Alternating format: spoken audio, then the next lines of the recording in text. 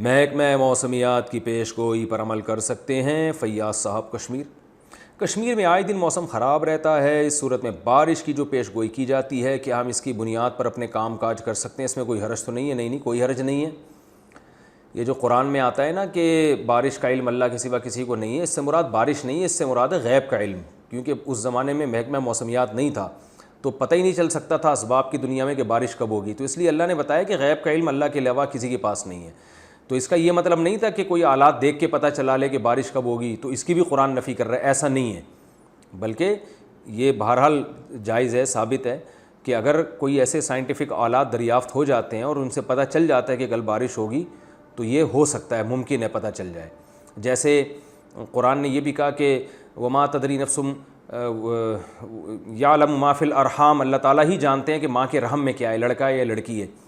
تو اس لیے کہ پہلے زمانے میں یہ ممکن نہیں تھا کہ پیٹ میں دیکھ لینا کہ لڑکا ہے یا لڑکی، تو اللہ نے بتایا کہ بھی غیب کا علم اللہ کے سوا کسی کو نہیں ہے۔ آج الٹرا ساؤنڈ سے پتہ چل جاتا ہے تو وہ غیب کا علم رہا نہیں ہے۔ تو اس آیت کا جو مطلب ہے نا، جس میں آتے ہیں 5 چیزوں کا علم اللہ کے سوا کسی کے پاس نہیں ہے، سورہ لقمان کی جو آخری آیات ہیں،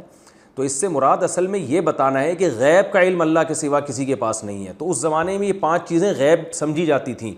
کیونکہ ان 5 چیزوں پر مطلع ہونے کے کوئی اسباب نہیں تھے۔ تو جب اسباب دریافت ہو گئے تو یہ غیب کا علم رہا نہیں ہے۔ جب علم رہا نہیں ہے تو ان چیزوں کی اطلاع پہلے سے ہو بھی سکتی ہے، تو اس لیے اس میں کوئی حرج نہیں ہے کہ محکمہ موسمیات کی پیش گوئیوں پر عمل کریں، اور وہ پہلے سے بتا بھی دیتے ہیں، بعض دفعہ